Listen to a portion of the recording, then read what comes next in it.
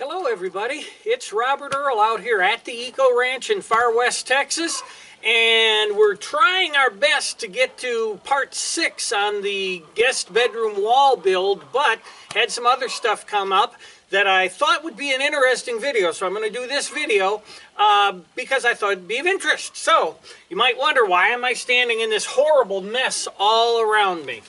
Well, I've stopped for the moment on working on the guest bedroom wall, so part 6 is coming. But I had an opportunity to do a couple of things, and I'm going to show you what we did real briefly, and it has to do with my water system and my cistern.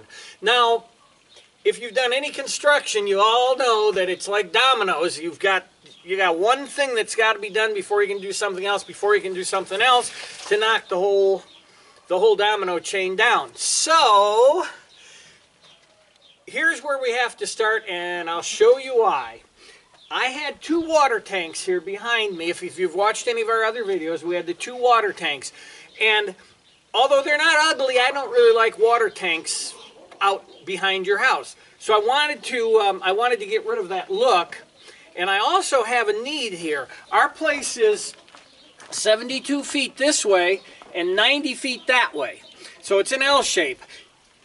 The roof, when it rains, we get so much water that I couldn't have a pipe going back to where the cistern is, because that pipe would fill and it would overwash and I'd lose water. And we get such a little bit of water, and when we do, it's a lot of rain. It's a lot of water, so overwashing the gutters is a real problem around here. So what I did, or what I have to do rather, is have a way of holding that water that comes roaring down while it slowly drains into the cistern. So I have to leave one of these tanks here, and one tank had to go back by the greenhouse, which I'll show you in a second. So I have to have those tanks, because if it comes, it roars up and fills up, it's still pouring out, but at least it gives me a way of moderating or mitigating. I call it a capacitor because it just holds a little water instead of electricity while it leaches through. So what I'm doing here is I'm installing a system of pipes to go all the way around to the front of this tank. I'll explain this in a minute, and connect to the other tank. And it's all 2-inch pipe, and hopefully that will give me enough temporary storage while the water drains into the great big cistern. Let me show you back there, because this is kind of cool what we did. So I'm standing in a hole. I got a tire here that Nemo picked up and threw down in here, but I'm standing in this hole, and this hole is eventually going to be the cistern that stores the water for the whole compound when we get the greenhouse going, and if we do anything else. But water, like I've said before, and like everybody's been saying, the next world war is going to be fought over water, so you can never have too much water. This is about an 18,000 gallon cistern when we get it built out. And I'll get into that when I do a video on the actual cistern build, but a couple of things popped up that were kind of interesting. You can see the water tank, I believe, just up in there. And what we have to do is get the water plumbed back to this tank and eventually plumbed into here. But for right now, I still need 2 tanks to store the water we get. We're expecting rain this afternoon, hopefully. And so I've got to get this plumbed today. So I'm doing the plumbing today. That's why we're going to put it on the video. And I got another interesting thing that came up. We dug this hole. We're 8 feet below ground right here. And that got me thinking. And let me show you what it got me thinking about. Well, you're on the side of the hole right here. You can see the water tank behind me. You can see these black pipes here. Originally, Debbie and I had wanted to build our house and air condition it by air tubes. Now, air tubes, there's a lot been written about it, and there's nothing definitive about how air tubes actually work. Are they any good? Are they no good? And I think a lot of that is propaganda from the HVAC industry, because if they work, and I suspect they work real well, if they work, it would essentially put those guys out of business, because they're not going to be selling you compressors and heat pumps and that. But I don't know, so we abandoned the plan because it was a matter of having to dig down through this dirt 15 feet down. We got down 8 feet here, and we hit some rock hard bentonite clay, And luckily 8 feet was as far as I wanted to go, because the earth wasn't going to let us go much deeper with the piece of equipment we had. But I have all this pipe. I had started collecting the pipe, and when I did the measurements, I have enough pipe to lay this on the outside of the cistern at the 8-foot level all the way around.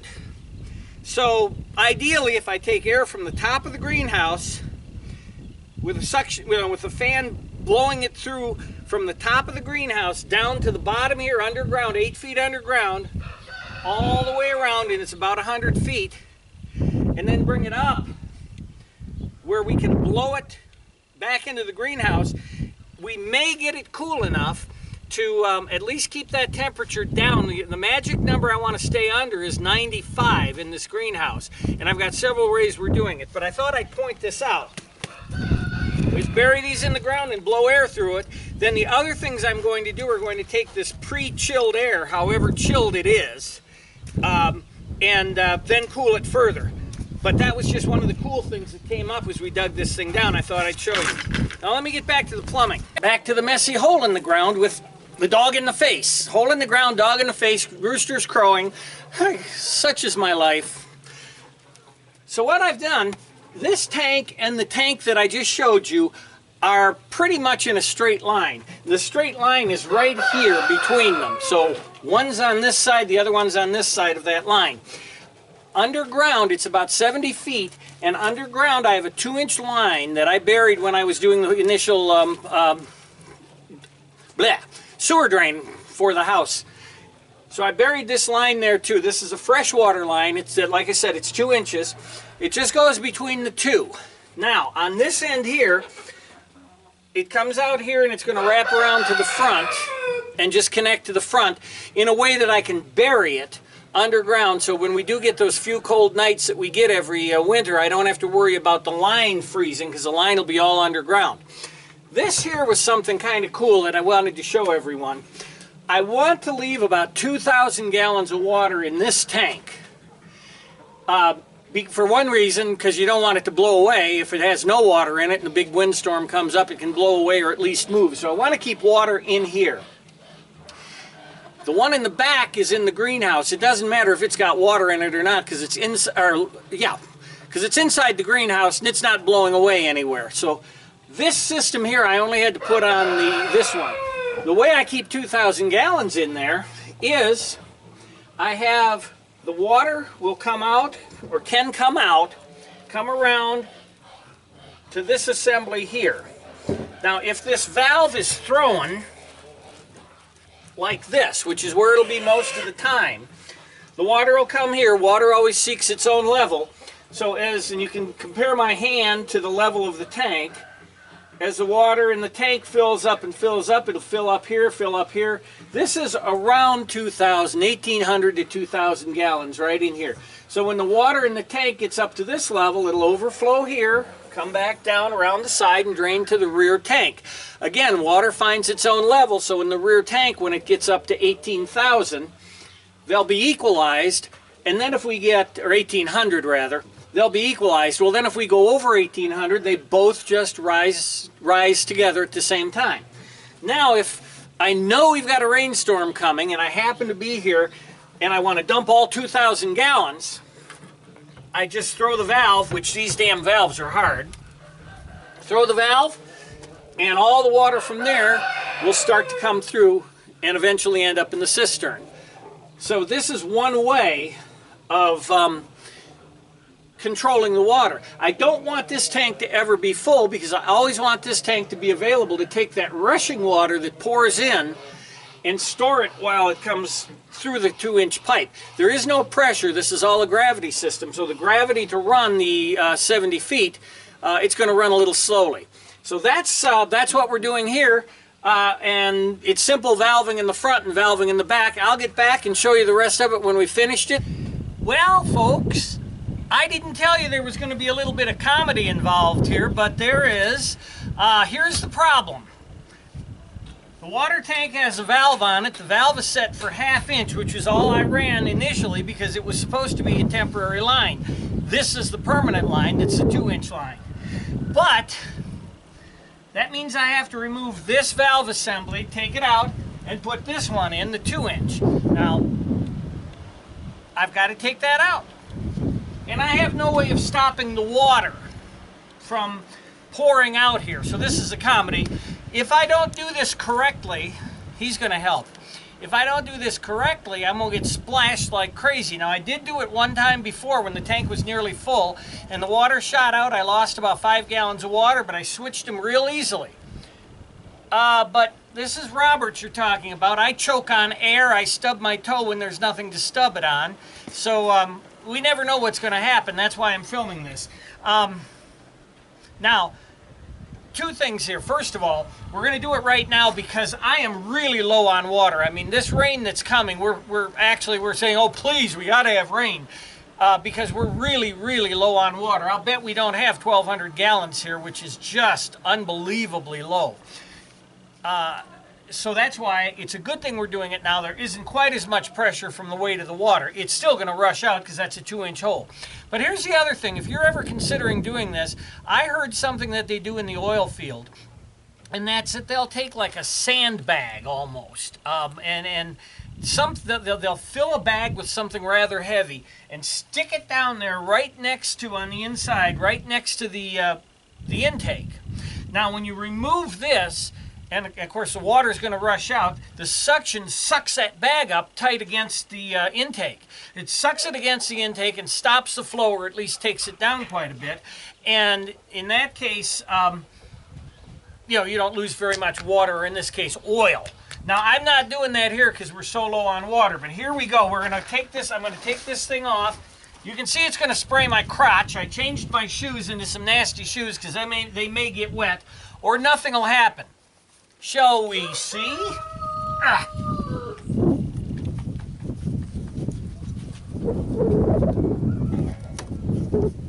Okie dokie. Here it comes. We're done. Whoa! Hello, Robert. Oh my God, that's cold.